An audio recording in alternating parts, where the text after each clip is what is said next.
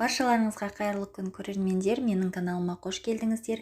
Бүгін құрамына ешқандай сүт, айран қосылмайтын, үйдегі бар қарапайым ғана заттардан жасалынатын және де алғаш жасағаннан дәл осылай биік болып шығатын пирогтың рецептін ұсынамын. Ең алдымен жұмыртқамыздың үстіне шекерімізді саламыз. Миксердің жай жылдамдығымен жақсылап біркелкі масса болғанша араластырамыз.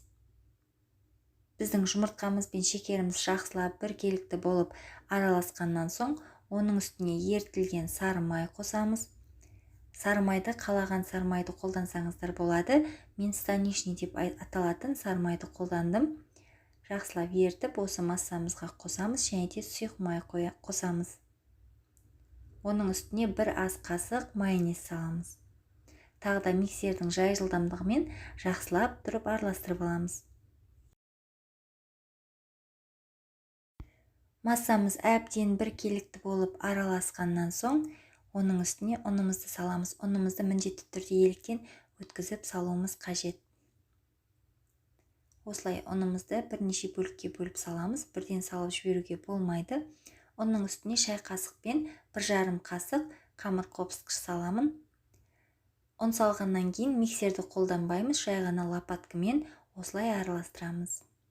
Барынша ұнды бірнеше бөлікке бөліп салуға тырысыңыздар, сол кезде пирогымыз жақсы көтеріліп шығады. Көріп тұрғандарыңыздай осылай лопаткамен астынан жоғарыға қарай жақсылап араластырамыз. Біздің массамыз осы видеодағыдай қоюлықта болуы қажет. Келесі кезекте енді арнайы формамызға саламыз. Мен форманы алдын ала майлап дайындап қойдым. Осы формаға құйып, алдын ала қызып тұрған печкеде 170 градуста 30 минут аралығында пісіреміз.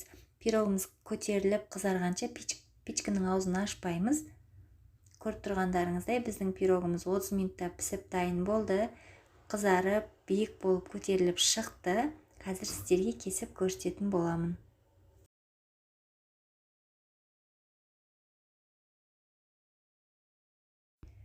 Көріп тұрғандарыңыздай біздің пирогымыз өте жұмсақ, сондай нәзік болып шықты және де дәмі де өте керемет болып шықты.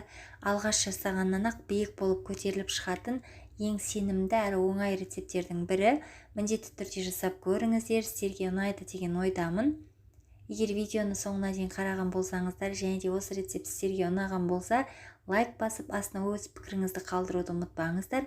Сіздермен болған Әсел, баршаларыңызға рахмет достар.